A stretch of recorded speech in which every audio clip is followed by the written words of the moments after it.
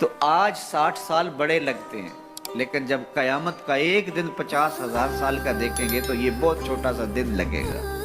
تو حضرت شیخ قتلی بولے الدنیا یوم، دنیا ایک دن ہے، وَلَنَا فِيهَا صَوْمٌ، اور ہم اس کو روزہ رکھ کے گزار رہے ہیں۔ دیکھو جنہوں نے صبح سے لے کر اس وقت تک روزہ رکھا ہے، دن تو ان کا بھی گزرے گیا۔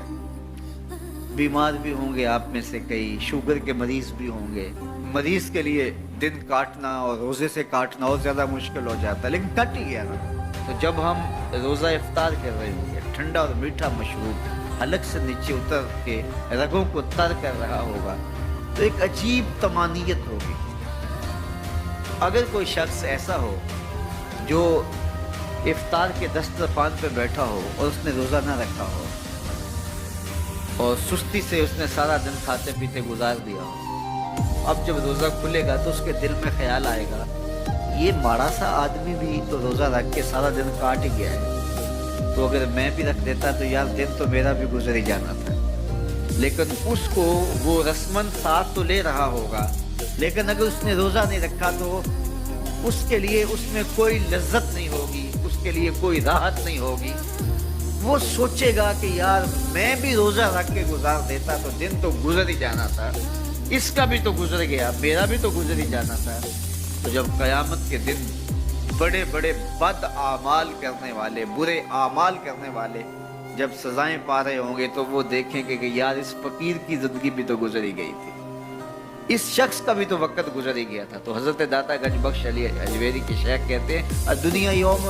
ولنا فیہا صوم، دنیا ایک دن کے برابر ہے اور میں روزہ رکھ کے گزار رہا ہوں، اپنی خواہشات کو روکتا ہوں، اپنی آرزوؤں کو روکتا ہوں، گویا ایک روزہ رکھ کے زندگی گزار رہا ہوں، تو زندگی تو میری بھی گزر جائے گی، اور جو نہیں روزہ رکھ کے گزار رہے تو زندگی تو ان کی بھی گزر جائے گی۔ تو فرمایا میں روزہ رکھ کے زندگی گزار رہا ہوں۔ اللہ اکبر۔ اس لیے اچھے لوگوں کی صحبت اختیار کرو، نیک لوگوں کے پاس بیٹھا کرو، یہ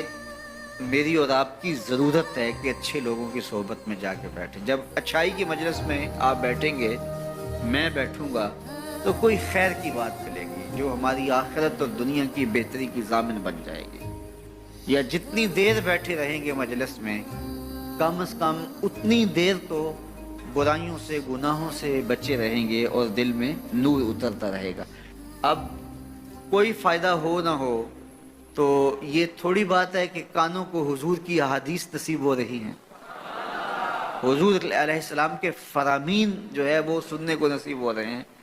تو اس کی برکات اترتی رہیں گی، اور آپ یہاں سے اٹھ کے جائیں گے بھی حدیث رسول کی خوشبو آپ کے ساتھ ساتھ چلے گی۔ تو اسی طرح برے شخص کے پاس بیٹھنے سے یا تو برائی اثر انداز ہوگی، اور اگر نہیں ہے تو پھر نیکی اثر انداز ہوگی۔ آپ اور میں جب سکول پڑھتے تھے، یہ میں اس دور کے بچوں کی بات نہیں کر رہا، یہ کم از کم جو 35-40 سال سے اوپر کی عمر کے ہیں، تو 8 آنے ملتے تھے روز، یا کوئی 1 روپیہ ملتا تھا، تو اس وقت 1 روپیہ بھی بڑا لگتا تھا، اور کبھی عید پہ یا کسی موقع پہ یا گھر میں کوئی مہمان آ جائے اور وہ 5 روپے دے جاتے